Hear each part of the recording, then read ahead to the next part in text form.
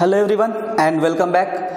सो आज के क्लास में हम पढ़ने वाले हैं real numbers class 10th NCERT exemplar का एक्सरसाइज 1.2। एक्सरसाइज 1.1 हमने ऑलरेडी कंप्लीट कर लिया है।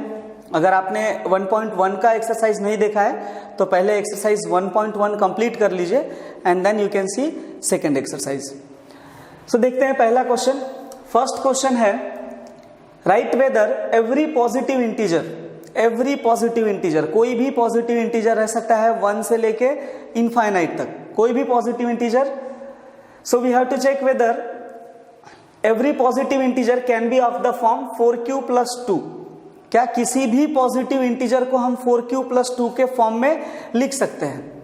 ये हमको चेक करके बताना है कि ये जो स्टेटमेंट दिया है ये सही है या गलत है। ठीक है, सो मान लेते हैं let a be any positive integer, let a be any positive integer। a कोई भी एक पॉजिटिव इंटीजर है मान लिया हमने, ठीक है। और यहाँ पे जो 4q + 2 दिया है, यहाँ से एक चीज क्लियर है कि b का वैल्यू क्या हो जाएगा 4। सो b = 4 मान लिया हमने। let q and r be the quotient and remainder।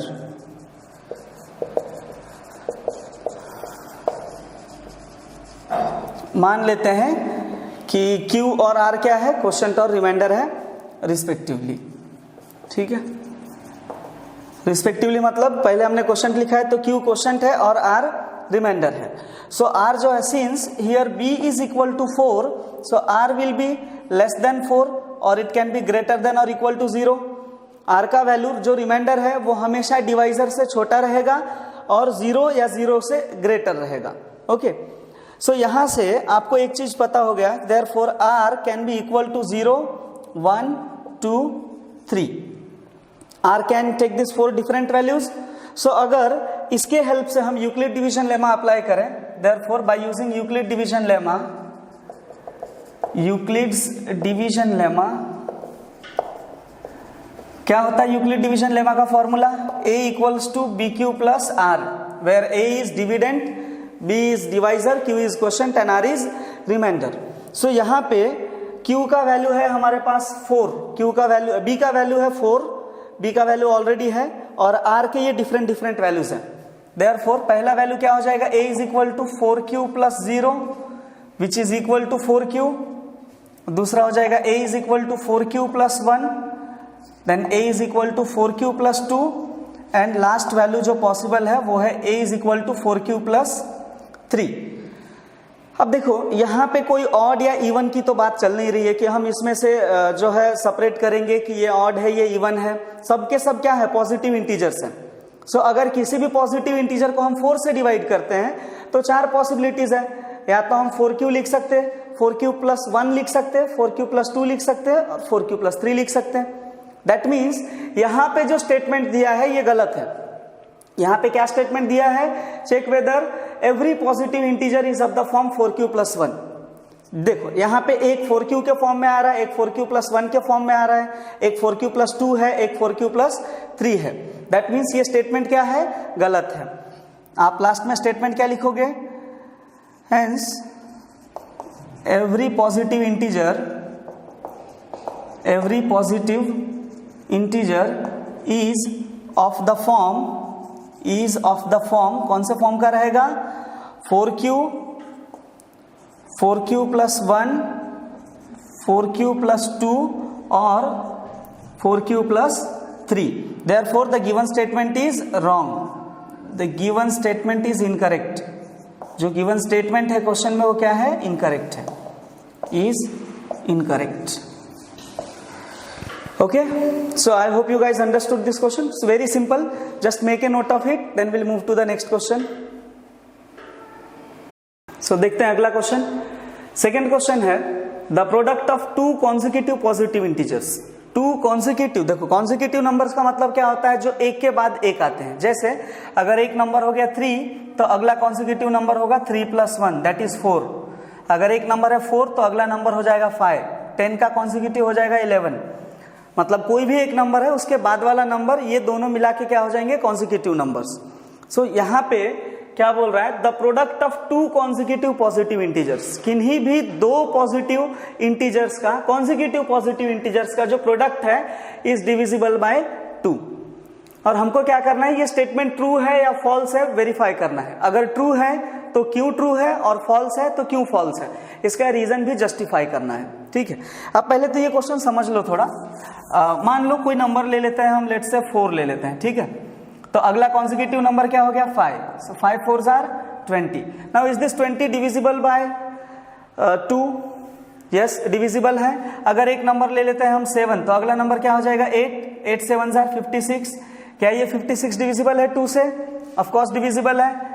एक नंबर है 3, अगला ले लेते हैं 4, 12 हो जाएगा। क्या ये डिविजिबल है 2 से? Of course divisible. अब यहाँ पे एक चीज ऑब्जर्व करो, अब कोई भी दो नंबर लेते हो, लेट्स से एक हो गया n और एक हो गया n+1। ठीक है, एक हो गया n और दूसरा हो गया n+1, कॉन्जिक्यूटिव नंबर्स की बात हो रही है ना। तो अगर एक नंबर 10 है तो अगला क्या होगा 10+1। तो एक नंबर अगर हमने n ले लिया तो अगला नंबर क्या होगा n+1। अब इसमें से दो कॉन्जिक्यूटिव नंबर्स में देखो, पूरे नेचुरल नंबर्स दो पार्ट में डिवाइडेड है। क्या है? Odd numbers, even number. Odd number जो 2 से डिवाइड नहीं होते हैं, और इवन नंबर जो 2 से डिवाइड होते हैं। अब कोई भी कहीं से भी दो नंबर उठा लो कॉन्जिक्यूटिव नंबर से, उसमें से एक इवन रहेगा और एक ऑड रहेगा। ठीक है, कॉन्जिक्यूटिव नंबर्स ऐसे ही पेयर में आएंगे, एक odd even, odd even, odd even, यही तरीके से चलता है। दैट मीन्स ये n और ये n+1, ये दोनों में से एक नंबर तो 2 से डिविजिबल होगा। 2 से डिविजिबल है मतलब इसका जो प्रोडक्ट आएगा उसका फैक्टर 2 रहेगा, और फैक्टर 2 है, इसका मतलब क्या है कि दो कॉन्जिक्यूटिव पॉजिटिव इंटीजर्स का प्रोडक्ट कितना आएगा, सॉरी 2 से डिविजिबल रहेगा। ठीक है, अब आप इसको लिखेंगे कैसे? ठीक है, इसको लिखेंगे कैसे? मान लो let n be, let n and n+1, n और n+1 क्या हो गई है, be the two consecutive positive integers. मान लेते हैं कि ये दो कॉन्जिक्यूटिव पॉजिटिव इंटीजर्स है, n और n+1 मान लिया हमने। अब यहां से एक चीज तो क्लियर है कि ये दोनों अगर कॉन्जिक्यूटिव नंबर्स है, therefore any one out of n and n+1, n और n+1 में से कोई भी एक क्या रहेगा, must be divisible by 2, must be divisible by 2। ये दोनों में से एक नंबर तो डेफिनेटली 2 से डिविजिबल होगा। ठीक है, so any one out of n and n+1, ये दोनों में से एक क्या रहेगा, that must be divisible by 2। अब अगर ये दोनों में से एक नंबर अगर क्या है 2 से डिविजिबल है, मतलब इन दोनों का जब प्रोडक्ट, तो let's see the next question. अगला क्वेश्चन है the product of 3 consecutive positive integers. यहाँ पे 3 कॉन्जिक्यूटिव इंटीजर्स की बात कर रहे हैं।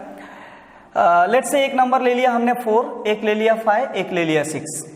3 कॉन्जिक्यूटिव इंटीजर्स की बात करें, 3 positive consecutive integers is divisible by 3। आपको चेक करके बताना है इज डिविजिबल बाय 6। क्या किसी भी 3 पॉजिटिव कॉन्जिक्यूटिव इंटीजर्स का जो प्रोडक्ट होगा वो 6 से डिविजिबल होगा या नहीं होगा? देखो ये 3 नंबर नहीं, तीनों का प्रोडक्ट।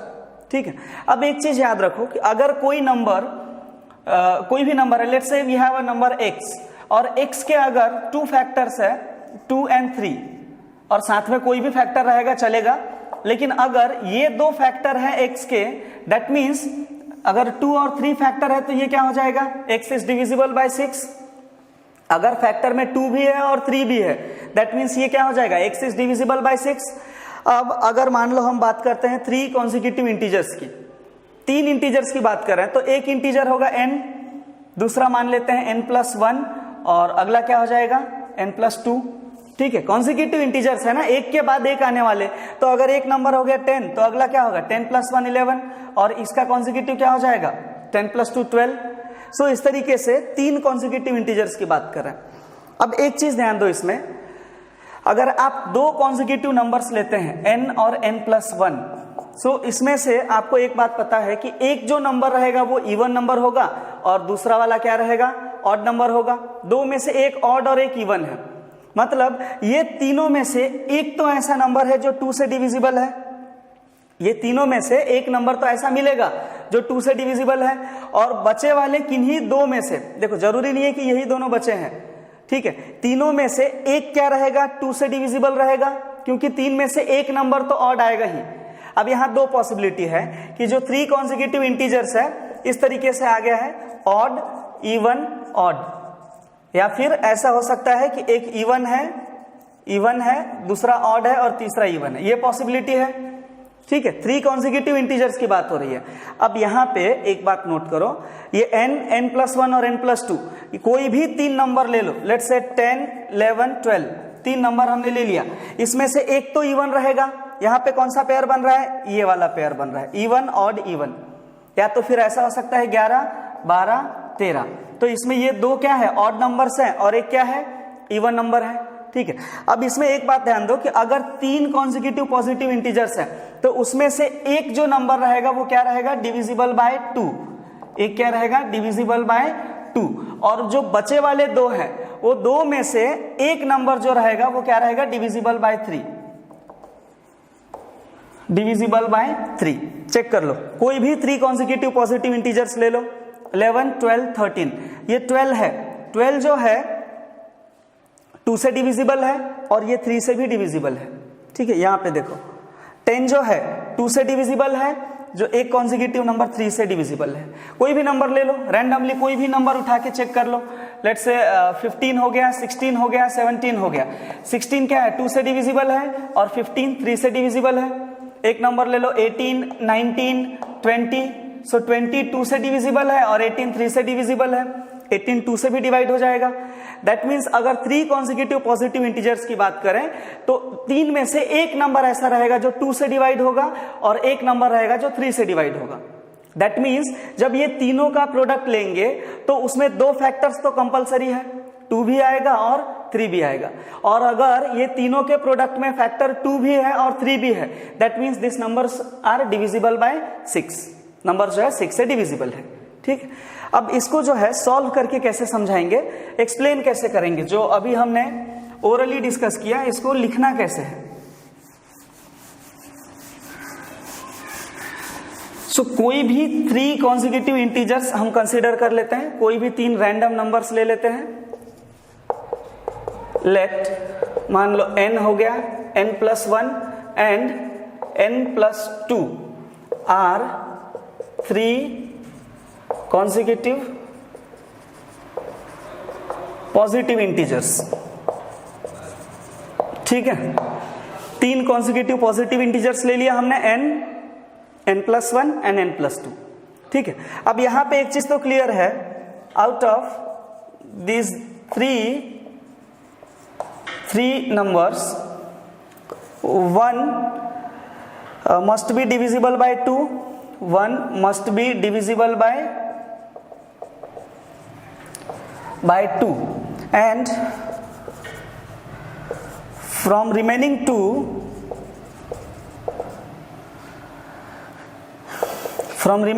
जो 2 बचे हैं नंबर्स उसमें से क्या रहेगा, 1 must be divisible by 3, 1 must be divisible by 3। देखो 2 सेंटेंस में हमने 2 सिंपल सी बातें बताया है।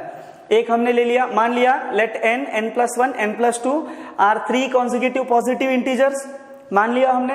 देन आउट ऑफ 3 नंबर्स, जो 3 नंबर है हमारे पास उसमें से एक तो इवन रहेगा, 2 से डिविजिबल है, कंपलसरी है ये, और दूसरा ये कंपल्शन है कि बचे वाले जो 2 नंबर है, बचे वाले 2 या एक ही नंबर ऐसा रह सकता है, एक second, and 1 must be divisible by 2 and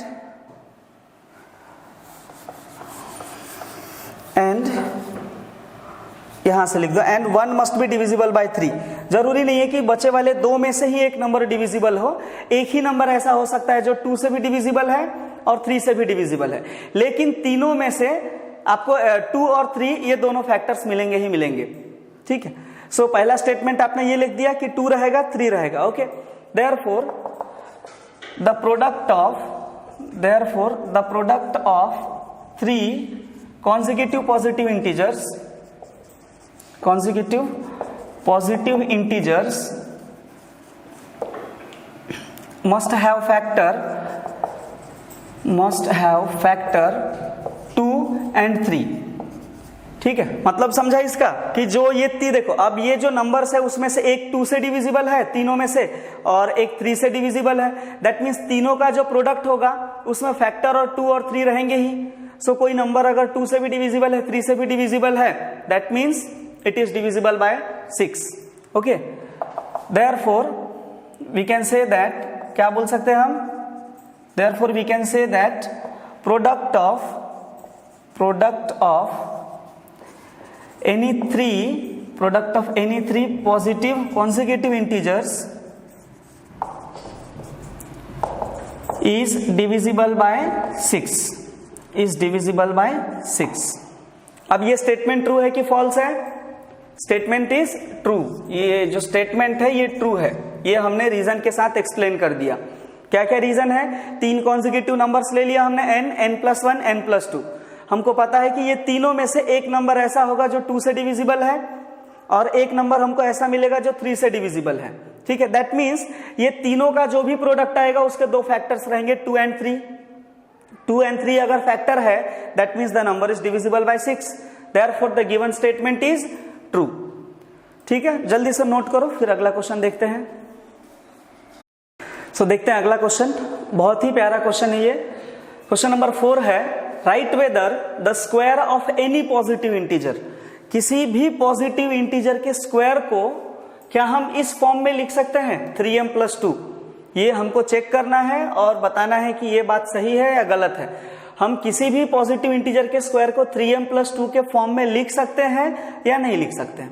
ठीक है, ये हमको चेक करके बताना है। कैसे करेंगे? सबसे पहले तो हम ले लेते हैं, let a be any positive integer. Let a be any positive integer. a कोई भी पॉजिटिव इंटीजर हो गया, मान लेते हैं कि a कोई भी एक पॉजिटिव इंटीजर है। ठीक है, सो यहां से b का वैल्यू क्या दिख रहा है आपको, b = 3। b क्या है? डिवाइजर। Divisor b = 3। a को डिवाइड करना है 3 से। So let's say q and r be the quotient and remainder, the quotient and remainder। ठीक है, हमने मान लिया कि a कोई भी एक पॉजिटिव इंटीजर है, डिवाइजर हो गया 3। ठीक है, क्वेश्चन से ही समझ में आ रहा है कि डिवाइजर 3 है। मान लेते हैं q क्वोशंट है और r क्या है, रिमाइंडर है। So you can see since b = 3, so r जो रहेगा it will be less than 3, remainder 3 से लेस रहेगा, and it can be greater than और इक्वल टू 0। ठीक है, और ये सिचुएशन में r के क्या क्या वैल्यूज रह सकते हैं, 0, 1, 2। ठीक है, 0, 1, 2, 3 पॉसिबल नहीं है, बिकॉज r जो है 3 से छोटा रहेगा। Remainder will always be less than divisor. ठीक है, अब क्या करोगे, therefore by Euclid's division lemma, by Euclid's division lemma, अगर हम यूक्लिड्स डिवीजन लेमा अप्लाई करेंगे तो क्या है फॉर्मूला यूक्लिड डिवीजन लेमा का, a = bq + r। ये फॉर्मेट में लिखते हैं हम, a is the divisor, a dividend है, b डिवाइजर है, q क्वोशंट है, r रिमाइंडर है। अब ये सिचुएशन के हिसाब से r के 3 वैल्यूज है, दैट मीन्स हम ये स्टेटमेंट को 3 तरीके से लिख सकते हैं। Therefore it can be written as, कैसे लिखेंगे इसको, a = हो जाएगा 3q + 0, 3q + 0 which is equal to 3q। ठीक है, a = 3q + 1 हो जाएगा, और एक बार हो जाएगा a = 3q + 2। ये तो हो गई बात पॉजिटिव इंटीजर्स की, लेकिन क्वेश्चन में पॉजिटिव इंटीजर्स की बात नहीं किया है। यहाँ पे क्या बोल रहा है, स्क्वायर ऑफ पॉजिटिव इंटीजर्स। जो पॉजिटिव इंटीजर्स है उनके स्क्वायर को क्या हम ये फॉर्मेट में लिख सकते हैं? अब वो बात चेक करने के लिए हमको स्क्वायर करना पड़ेगा। ठीक है, सो ये मान लेते हैं इक्वेशन नंबर 1 है, ये 2 है और ये 3 है। ठीक है, so squaring equation 1, 2 and 3 on both side. दोनों साइड हम क्या कर रहे हैं, दोनों को स्क्वायर कर रहे हैं, तीनों इक्वेशंस को। तो फर्स्ट इक्वेशन से क्या मिलेगा हमको, ये तो हो गया a², 3 का स्क्वायर हो जाएगा 9, q का स्क्वायर हो गया q²। इसको हम क्या लिख सकते हैं, 3 × 3q², 3 × 3q² लिख सकते हैं। और यहां पे 3q क्या है, q is some integer, q भी तो कोई ना कोई इंटीजर है ना, so 3 into q square multiply करोगे तो भी कोई ना कोई इंटीजर आएगा। सो मान लेते हैं कि इनका आंसर जो है मल्टीप्लाई करके क्या आएगा, m आएगा। ठीक है, where m equals to 3q square. एक बात मान लिया हमने, ठीक है, ये पहले का स्क्वायर था। दूसरे का देखते हैं, दूसरे का स्क्वायर करोगे तो क्या आ जाएगा a square equals to 3q plus 1 का स्क्वायर। तो क्या हो जाएगा ये a square plus 2ab 9q square plus 6q plus 1। a plus b का होल स्क्वायर लगाया हमने, a square plus 2ab plus b square, ये फॉर्मेट में आएगा। अब ये दोनों में से क्या कॉमन है, 3 कॉमन है। सो यहां हो जाएगा 3q स्क्वायर प्लस 2q और यहां क्या रह जाएगा प्लस 1। अब यहां ब्रैकेट में ध्यान से देखो, q क्या है, q कोई ना कोई इंटीजर है, 3 भी इंटीजर है, 2 भी इंटीजर है। ये सबको सॉल्व करोगे तो जो भी नंबर आएगा फाइनली तो एक इंटीजर ही रहेगा ना। तो मान लेते हैं वो इंटीजर m है, ये हो जाएगा 3m प्लस 1। ठीक है, और स्टेटमेंट में लिख दो where m equals to, m हमने क्या लिया है यहाँ पे 3q स्क्वायर प्लस 1। ये दूसरा हो गया। ठीक है, तीसरे को डिवाइड करते हैं। जगन, आप लोग इसको एक बार नोट डाउन कर लीजिए, बहुत सारे क्वेश्चंस में हमने ये प्रोसीजर फॉलो किया है, तो यहां तक तो आपको आना ही चाहिए लिखने। ये वाले सेक्शन को मैं मिटा देता हूं।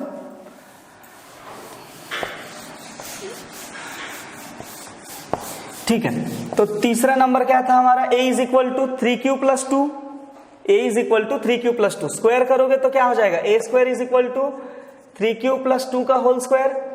सो ये कितना हो जाएगा 9q स्क्वायर प्लस 3 2 ज़र 6q 2 ज़र 12q प्लस 4। ठीक है, अब यहां से इस तरीके से हम लिख सकते हैं इसको 12q प्लस 4 को क्या लिखेंगे हम 3 प्लस 1। ठीक है, 3 प्लस 1 लिखने से क्या होगा, यहां से 3 कॉमन आ गया, सो 3 बाहर आ गया, तो यहां क्या बचेगा, सॉरी ये 9q स्क्वायर है, 9 ही रहेगा। 3 कॉमन निकाल लो, यहां बचेगा 3q square plus 4q plus 1 और ये प्लस 1 है एज इट इज। अब फिर से वही बात, ये q क्या है, इंटीजर है, तो इंटीजर्स को वापस में सॉल्व करोगे तो आएगा तो इंटीजर ही। सो मान लेते हैं ये इंटीजर क्या है, m है, 3m प्लस 1, a स्क्वायर को लिख दिया हमने, where m equals to 3q square plus 4q plus 1। ठीक है, सो अब ये तीनों ही केस में एक चीज हमको समझ में आ रहा है कि किसी भी पॉजिटिव इंटीजर के स्क्वायर को हम किस फॉर्म में लिख सकते हैं, either in the form of 3m और 3m प्लस 1 और 3m प्लस 1। मतलब दो ही तरीका है, या तो हम उसको 3m लिख सकते हैं या तो फिर 3m प्लस 1। क्वेश्चन में क्या बोला है, क्या हम इसको 3m प्लस 2 लिख सकते हैं, आंसर इज नो, नहीं लिख सकते। ये हमने अभी आपको सॉल्व करके समझाया क्यों नहीं लिख सकते। ठीक है, आप स्टेटमेंट लास्ट में कैसे लिखोगे, देयरफॉर द स्क्वायर ऑफ, पहले लिखो here we can observe that, क्या ऑब्जर्व कर रहे हैं हम, the square of any positive integer, square of any positive integer is of the form, कौन सा फॉर्म में रहेगा, 3m और 3m प्लस 1, ये दो ही फॉर्म पॉसिबल है। ठीक है, इसके अलावा दूसरा कोई तरीके से हम नहीं लिख सकते हैं। Therefore the square of any positive integer, square of any positive integer, कोई भी पॉजिटिव इंटीजर का स्क्वायर हो, can not be written in the form of, cannot be written in the form of 3m plus 2। किसी भी positive integer के square को हम 3m plus 2 के फॉर्म में नहीं लिख सकते हैं। ठीक है, सो ये क्वेश्चन का आंसर हुआ नो। ओके, हम क्यों नहीं लिख सकते उसका रीजन हमने बता दिया, क्योंकि अगर किसी भी number square of positive integer लेते हो तो उसको हम दो ही तरीके से लिख सकते हैं, 3m एंड 3m plus 2। यहाँ पे हमसे पूछा है कि क्या हम 3m plus 2 लिख सकते हैं, हमने शो करके दिखाया नहीं लिख सकते, लास्ट में स्टेटमेंट लिख दिया हमने। ठीक है, जल्दी से इसको नोट करो। सो देखते हैं अगला क्वेश्चन, बहुत ही प्यारा क्वेश्चन है ये। क्वेश्चन नंबर 4 है, right whether the square of any positive integer, किसी भी पॉजिटिव इंटीजर के स्क्वायर को क्या हम इस फॉर्म में लिख सकते हैं 3m + 2? ये हमको चेक करना है और बताना है कि ये बात सही है या गलत है। हम किसी भी पॉजिटिव इंटीजर के स्क्वायर को 3m + 2 के फॉर्म में लिख सकते हैं या नहीं लिख सकते हैं, ठीक है, ये हमको चेक करके बताना है। कैसे करेंगे? सबसे पहले तो हम ले लेते हैं let a be any positive integer, let a be any positive integer. a कोई भी पॉजिटिव इंटीजर हो गया, मान लेते हैं कि a कोई भी एक पॉजिटिव इंटीजर है, ठीक है। सो यहां से b का वैल्यू क्या दिख रहा है आपको? b = 3। b क्या है? Divisor, divisor b = 3। a को डिवाइड करना है 3 से, so let's say q and r be the quotient and remainder, the quotient and remainder, ठीक है। हमने मान लिया कि a कोई भी एक पॉजिटिव इंटीजर है, डिवाइजर हो गया 3, ठीक है। क्वेश्चन से ही समझ में आ रहा है कि डिवाइजर 3 है। मान लेते हैं q क्वोशंट है और r क्या है? रिमाइंडर है। So you can see since b = 3, so r जो रहेगा it will be less than 3, remainder 3 से लेस रहेगा and it can be greater than और इक्वल टू 0, ठीक है। और ये सिचुएशन में r के क्या क्या वैल्यूज रह सकते हैं? 0, 1, 2, ठीक है। 0, 1, 2, 3 पॉसिबल नहीं है बिकॉज r जो है 3 से छोटा रहेगा। Remainder will always be less than divisor, ठीक है। अब क्या करोगे? Therefore by Euclid's division lemma, by Euclid's division lemma, अगर हम यूक्लिड्स डिवीजन लेमा अप्लाई करेंगे तो क्या है फॉर्मूला यूक्लिड डिवीजन लेमा का? a = bq + r। ये फॉर्मेट में लिखते हैं हम। a is the divisor, a dividend है, b डिवाइजर है, q क्वोशंट है, r रिमाइंडर है। अब ये सिचुएशन के हिसाब से r के 3 वैल्यूज है, दैट मीन्स हम ये स्टेटमेंट को 3 तरीके से लिख सकते हैं। Therefore it can be written as, it can be written as, कैसे लिखेंगे इसको? a = हो जाएगा 3q + 0, 3q + 0 which is equal to 3q, ठीक है। a = 3q + 1 हो जाएगा और एक बार हो जाएगा a = 3q + 2। ये तो हो गई बात पॉजिटिव इंटीजर्स की, लेकिन क्वेश्चन में पॉजिटिव इंटीजर्स की बात नहीं किया है। यहाँ पे क्या बोल रहा है? Square of positive integers. जो पॉजिटिव इंटीजर्स है उनके स्क्वायर को क्या हम ये फॉर्मेट में लिख सकते हैं? अब वो बात चेक करने के लिए हमको स्क्वायर करना पड़ेगा, ठीक है। सो ये मान लेते हैं इक्वेशन नंबर 1 है, ये 2 है और ये 3 है, ठीक है। So squaring equation 1, 2 and 3 on both side, दोनों साइड हम क्या कर रहे हैं? दोनों को स्क्वायर कर रहे हैं, तीनों इक्वेशंस को। तो फर्स्ट इक्वेशन से क्या मिलेगा हमको? ये तो हो गया a², 3 का स्क्वायर हो जाएगा 9, q का स्क्वायर हो गया q²। इसको हम क्या लिख सकते हैं? 3 × 3q², 3 × 3q² लिख सकते हैं। और यहाँ पे 3q क्या है? q is some integer, q भी तो कोई ना कोई इंटीजर है ना। सो 3 × q² मल्टीप्लाई करोगे तो भी कोई ना कोई इंटीजर आएगा। सो मान लेते हैं कि इनका आंसर जो है मल्टीप्लाई करके क्या आएगा? m आएगा, ठीक है। Where m = 3q²। एक बात मान लिया हमने, ठीक है। ये पहले का स्क्वायर था। दूसरे का देखते हैं, दूसरे का स्क्वायर करोगे तो क्या आ जाएगा? a² = 3q + 1 का स्क्वायर, तो क्या हो जाएगा? ये a² + 2ab, 9q² + 6q + 1, a + b का होल स्क्वायर लगाया हमने, a² + 2ab + b², ये फॉर्मेट में आएगा। अब ये दोनों में से क्या कॉमन है? 3 कॉमन है। सो यहां हो जाएगा 3q² + 2q और यहां क्या रह जाएगा? +1। अब यहां ब्रैकेट में ध्यान से देखो, q क्या है? q कोई ना कोई इंटीजर है, 3 भी इंटीजर है, 2 भी इंटीजर है। ये सबको सॉल्व करोगे तो जो भी नंबर आएगा फाइनली तो एक इंटीजर ही रहेगा ना। तो मान लेते हैं वो इंटीजर m है, ये हो जाएगा 3m + 1, ठीक है। और स्टेटमेंट में लिख दो वेयर m = m हमने क्या लिया है यहाँ पे? 3q² + 1, ये दूसरा हो गया, ठीक है। तीसरे को डिवाइड करते हैं। जगन, आप लोग इसको एक बार नोट डाउन कर लीजिए। बहुत सारे क्वेश्चंस में हमने ये प्रोसीजर फॉलो किया है, तो यहां तक तो आपको आना ही चाहिए लिखने। ये वाले सेक्शन को मैं मिटा देता हूं।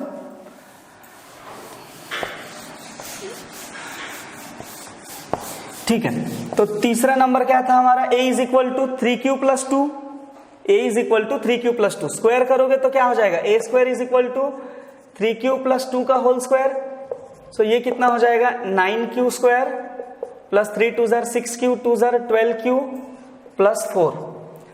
ठीक है, अब यहां से इस तरीके से हम लिख सकते हैं इसको 12q प्लस 4 को क्या लिखेंगे हम 3 प्लस 1। ठीक है, 3 प्लस 1 लिखने से क्या होगा, यहां से 3 कॉमन आ गया, सो 3 बाहर आ गया, तो यहां क्या बचेगा, सॉरी ये 9q स्क्वायर है, 9 ही रहेगा, 3 कॉमन निकाल लो, यहां बचेगा 3q square plus 4q plus 1 और ये प्लस 1 है एज इट इज।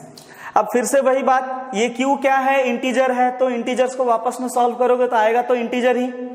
सो मान लेते हैं ये इंटीजर क्या है, m है, 3m प्लस 1, a स्क्वायर को लिख दिया हमने, where m equals to 3q square plus 4q plus 1। ठीक है, सो अब ये तीनों ही केस में एक चीज हमको समझ में आ रहा है कि किसी भी पॉजिटिव इंटीजर के स्क्वायर को हम किस फॉर्म में लिख सकते हैं, either in the form of 3m और 3m प्लस 1 और 3m प्लस 1, मतलब दो ही तरीका है, या तो हम उसको 3m लिख सकते हैं या तो फिर 3m प्लस 1। क्वेश्चन में क्या बोला है, क्या हम इसको 3m प्लस 2 लिख सकते हैं, आंसर इज नो, नहीं लिख सकते। ये हमने अभी आपको सॉल्व करके समझाया क्यों नहीं लिख सकते। ठीक है, आप स्टेटमेंट लास्ट में कैसे लिखोगे, देयरफॉर द स्क्वायर ऑफ, पहले लिखो here we can observe that, क्या ऑब्जर्व कर रहे हैं हम, the square of any positive integer, square of any positive integer is of the form, कौन सा फॉर्म में रहेगा, 3m और 3m प्लस 1, ये दो ही फॉर्म पॉसिबल है। ठीक है, इसके अलावा दूसरा कोई तरीके से हम नहीं लिख सकते हैं। Therefore the square of any positive integer, square of any positive integer, कोई भी पॉजिटिव इंटीजर का स्क्वायर हो, can not be written in the form of, cannot be written in the form of 3m plus 2। किसी भी positive integer के square को हम 3m plus 2 के फॉर्म में नहीं लिख सकते हैं। ठीक है, सो ये क्वेश्चन का आंसर हुआ नो। ओके, हम क्यों नहीं लिख सकते उसका रीजन हमने बता दिया, क्योंकि अगर किसी भी number square of positive integer लेते हो तो उसको हम दो ही तरीके से लिख सकते हैं, 3m एंड 3m प्लस 2। यहाँ पे हमसे पूछा है कि क्या हम 3m प्लस 2 लिख सकते हैं, हमने शो करके दिखाया नहीं लिख सकते, लास्ट में स्टेटमेंट लिख दिया हमने। ठीक है, जल्दी से इसको नोट करो। ओके, सो देखते हैं अगला क्वेश्चन। क्वेश्चन नंबर 5 है, a positive integer is of the form 3q plus 1, कोई भी पॉजिटिव इंटीजर है, रैंडम पॉजिटिव इंटीजर हमने ले लिया, और यहाँ क्वेश्चन में ऑलरेडी बताया है कि वो पॉजिटिव इंटीजर को हम 3q प्लस 1 के फॉर्म में लिख सकते हैं। ये हमको चेक करके नहीं बताना है कि लिख सकते कि नहीं लिख सकते, और ना ही प्रूव करना है, क्वेश्चन में ऑलरेडी दिया है is of the form 3q plus 1, q is some integer, q क्या है, is a natural number. Okay, अब यहाँ पे क्वेश्चन क्या पूछा है, can we write its square, ये जो पॉजिटिव इंटीजर है क्या इसके स्क्वायर को in any other form, in form other than 3m plus 1। Simple से शब्दों में आपके पास एक पॉजिटिव इंटीजर दिया है, a इज इक्वल टू मान लो 3q प्लस 1, और हमसे पूछा है कि क्या इसके स्क्वायर को हम इसके अलावा कोई और फॉर्म में लिख सकते हैं क्या, मतलब हमको ये तो पता है कि हाँ ठीक है 3m प्लस 1 हम लिख सकते हैं स्क्वायर करने के बाद, लेकिन क्या ये 3m प्लस 1 के अलावा भी कोई फॉर्म है जो फॉर्मेट में हम लिख सकते हैं, दैट इज 3m और 3m प्लस 2, क्या हम ये दो फॉर्म में लिख सकते हैं क्या, ये पॉजिटिव इंटीजर के स्क्वायर को, पता नहीं, हमको चेक करने के बाद पता चलेगा। सो मान लेते हैं let a be any positive integer, let a be any positive integer, a क्या है, कोई भी एक पॉजिटिव इंटीजर है मान लिया हमने। ठीक है, let a is any positive integer, therefore a का वैल्यू तो यहाँ ऑलरेडी गिवन है हमारे पास, is of the form 3q plus 1। ठीक है, q क्वेश्चन है, यहाँ रिमाइंडर है, यहाँ रिमाइंडर 1 दिया है। ठीक है, ये ऑलरेडी क्वेश्चन में दिया हुआ है कि कोई भी पॉजिटिव इंटीजर को हम ये फॉर्म में तो लिख सकते हैं। अब क्या इसके स्क्वायर को हम ये दो फॉर्म में लिख सकते हैं या नहीं लिख सकते हैं, तो वो तो तब पता चलेगा जब हम इसका स्क्वायर करेंगे, ठीक है। सो करते हैं square, squaring on both side you will get a square is equal to 3q plus 1 का whole square which is equal to 9q square plus 6q plus 1, ठीक है। ये दोनों में कुछ कॉमन निकल रहा है क्या? 3 कॉमन है तो ये हो जाएगा 3q स्क्वायर प्लस 2q, ठीक है, प्लस 1 एज इट इज। अब यहाँ पे 3 कोई नंबर है, क्या है 3, ये सॉरी q क्या है? नेचुरल नंबर है, नेचुरल नंबर इंटीजर ही है ना, ठीक है। सो ये इंटीजर्स को सॉल्व करने के बाद आंसर कुछ ना कुछ इंटीजर आएगा। अब मान लेते हैं कि इसका जो वैल्यू आएगा वो m है, 3m प्लस 1। सो अब यहाँ से एक चीज हमको समझ में आ रहा है कि जब हमने ये पॉजिटिव इंटीजर का स्क्वायर किया तो हम उसको 3m प्लस 1 के फॉर्म में लिख सकते हैं। ये दो फॉर्म का यहाँ कहीं भी जिक्र नहीं है, ये दो फॉर्मेट में हम नहीं लिख सकते। आप यहाँ पे q का कुछ भी वैल्यू रख लो, मतलब यहाँ किसी भी एंगल से आप कॉमन निकालने की कोशिश करोगे 3m या 3m प्लस 2 के फॉर्म में नहीं लिख सकते हम, एक ही फॉर्मेट आएगा दैट इज 3m प्लस 1। तो लास्ट में हम स्टेटमेंट कैसे लिख देंगे? Therefore the square of given positive integer, the square of given positive integer is of the form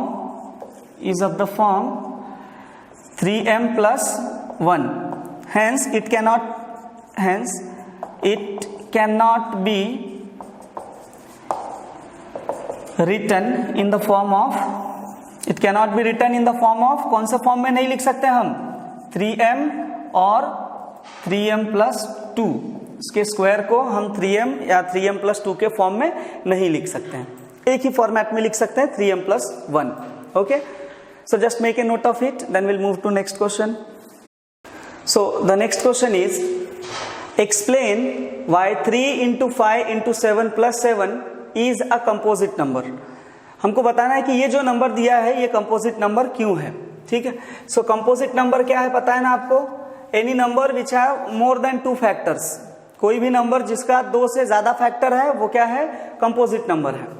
so here we have 3 into 5 into 7 plus 7, okay।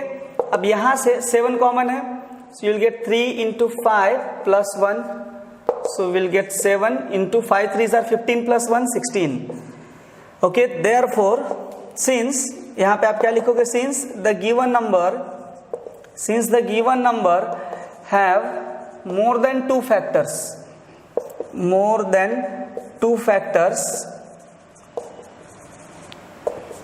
hence it is composite, ठीक है। अब बहुत सारे बच्चे बोलेंगे कि मोर देन 2 फैक्टर्स कहाँ दिख रहा है? हमको तो 2 ही फैक्टर दिख रहा है, एक 7 है और एक 16 है। सो मोर देन 2 फैक्टर्स कहाँ से आ गए? बेटा ये जो भी नंबर होगा 1 से तो डिविजिबल होगा ही ना, और खुद से तो डिवाइड हो ही सकता है। सो किसी भी नंबर के 2 फैक्टर्स तो फिक्स है, इटसेल्फ एंड 1, उसके बाद अगर एक भी एक्स्ट्रा फैक्टर आ गया तो वो क्या है? कंपोजिट नंबर है। यहाँ तो हमको 2 एक्स्ट्रा मिल गए, मतलब 2 तो पहले से ही ये नंबर के फिक्स है, इटसेल्फ एंड 1, और उसके बाद भी फैक्टर मिल गया, that means it has more than 2 factor, hence it is a composite number, okay. ऐसे टेक्स्ट बुक में भी हमने क्वेश्चंस किए थे ऐसे वाले, बहुत इजी क्वेश्चन है। सो let's see the 8th question. 8th question है, Can 2 numbers have 18 as their HCF and 380 as their LCM? क्या ये संभव है कि किन्हीं 2 नंबर का HCF जो है 18 हो और उनका LCM 380 हो? क्या ये पॉसिबल है? ठीक है, so this is definitely impossible. Why? No, it's not possible. It's not possible. क्यों पॉसिबल नहीं है भाई? आप बोलोगे ऐसे कैसे पॉसिबल नहीं है, हमने तो कुछ चेक ही नहीं किया। देखो, किसी भी 2 नंबर्स का HCF 18 और 380 होना पॉसिबल क्यों नहीं है? बिकॉज ये तो आपको भी पता है कि HCF is also a factor of LCM। HCF जो है क्या होता है? LCM का फैक्टर होता है। तो यहाँ पे 18 जो है 380 का फैक्टर ही नहीं है। 18 जो है 380 को परफेक्टली डिवाइड नहीं कर सकता है। ठीक है, no it is not possible since HCF is a factor of LCM। HCF is a factor of LCM। HCF क्या होता है? LCM का फैक्टर होता है। एंड यहाँ पे जो 18 है, 18 is not a factor. 18 is not a factor of 380। हमको कैसे पता चला कि 18 फैक्टर नहीं है 380 का? 18 से डिवाइड कर लो, परफेक्टली डिवाइड नहीं होगा। 18 10 180, डबल कर दो, कितना होगा 180 का डबल? 360 हो जाएगा। ठीक है, सो 360 और अगर तुम 21 टाइम्स में करोगे तो 378 हो जाएगा, 380 नहीं आएगा। दैट मीन्स ये परफेक्टली डिवाइड नहीं हो रहा है, 2 रिमाइंडर बच रहा है, मतलब ये 18 जो है इसका फैक्टर नहीं है। ओके, सो हमारा आंसर क्या रहेगा? No it is not possible. लेकिन आगे रीजन पूछा है ना क्यों पॉसिबल नहीं है, तो रीजन क्या है? HCF, since HCF is a factor of LCM, highest common factor जो होता है वो एक फैक्टर होता है LCM का। ठीक है, सो और यहाँ पे 18 जो HCF है वो LCM का फैक्टर नहीं है, मतलब ये LCM और HCF होना पॉसिबल नहीं है। Okay, so this was very simple question, just make a note of it, then will move to the next question. देखते हैं अगला क्वेश्चन।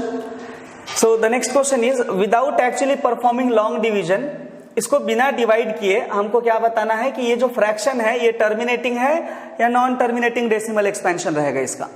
ठीक है, बहुत ही सिंपल तरीका है। क्या करेंगे? Here the given fraction is, कौन सा फ्रैक्शन गिवन है हमारे पास? 987 डिवाइड बाय 10500। ठीक है, इसको थोड़ा सा सिंप्लीफाई कर लेते हैं। ठीक है, सो ये हो जाएगा 21 के टेबल में, ये हो जाएगा कैंसिल। 987 21 के टेबल में होगा क्या ये? 21 4s are 84, यहाँ से आया 14, 7 टाइम्स में 147। ओके, सो 21 में 47 टाइम्स में कैंसिल होगा ये, और 10 5 00 विल कैंसिल, ये हो गया 21 5 टाइम्स 105, ये 20 as it is. Okay, so fraction थोड़ा सा सिंप्लीफाई हो गया, 21 से दोनों ही रिड्यूस हो रहे हैं। अब जो है डिनोमिनेटर के फैक्टर्स निकाल लीजिए। डिनोमिनेटर के फैक्टर्स क्या आएंगे हमारे? 500 के फैक्टर्स क्या आएंगे? 5 से डिवाइड करोगे 100 हो जाएगा, अगेन 5 से डिवाइड करेंगे 20 हो जाएगा, देन 5 से डिवाइड करोगे 4 होगा, 2 2s are 2 1s are। Okay, so जो प्राइम फैक्टर्स है डिनोमिनेटर के, प्राइम फैक्टर्स ऑफ 500 क्या आ गया है हमारे पास? 5 × 5 × 5 × 2 × 2, that is 5 cube × 2 square. Okay, so ये हो गया हमारा प्राइम फैक्टर्स डिनोमिनेटर के। अब क्या करेंगे? इसको चेक करेंगे कि ये टर्मिनेट हो रहा है कि नहीं हो रहा है, और हो रहा है तो कितने डिजिट बाद हो रहा है वो भी चेक कर लेते हैं। ठीक है, सो फ्रैक्शन है 47/500, this will be equal to 47 divide by 5 cube × 2 square. Okay, अब अगर ये 5 और 2 दोनों का बेस सेम रहता था तो हम क्या कर सकते थे? 10 का पावर 2 या 3 जो भी इक्वल पावर रहता था। सो अगर पावर इक्वल रहने से हम बेस को मल्टीप्लाई कर सकते थे। यहाँ पावर सेम नहीं है इसलिए इसको सेम कर लेते हैं हम, 2 से मल्टीप्लाई कर दिए। अब यहाँ देखो 2 का पावर 1 है, 47 2s are 7 2s are 14, 4 1 carry, 4 2s are 8, 94, और ये हो जाएगा 5 cube × 2 cube. So finally we got 94/10⁻3। 10⁻3 का मतलब कितना हो गया? 3 डिजिट्स पीछे, 3 zeros पीछे आएंगे तो ये हो जाएगा 0.094। ओके, सो 47/500 का फाइनल एक्सपेंशन कितना है? 0.094 विदाउट डिवीजन। हमने लॉन्ग डिवीजन परफॉर्म नहीं किया। देयरफॉर यहाँ क्वेश्चन में क्या पूछा था? फ्रैक्शन टर्मिनेटिंग है कि नॉन टर्मिनेटिंग है? Therefore the given fraction have terminating decimal expansion। ठीक है, सो ऐसे क्वेश्चंस हमने एक्सरसाइज 1.4 जो है टेक्स्ट बुक का, उसमें बहुत सारे क्वेश्चंस किए थे। एक और क्वेश्चन प्रैक्टिस हो गया, just make a note of it, then will move to next question. So let's see the last question. Last question is a rational number in its decimal expansion is 327.7081।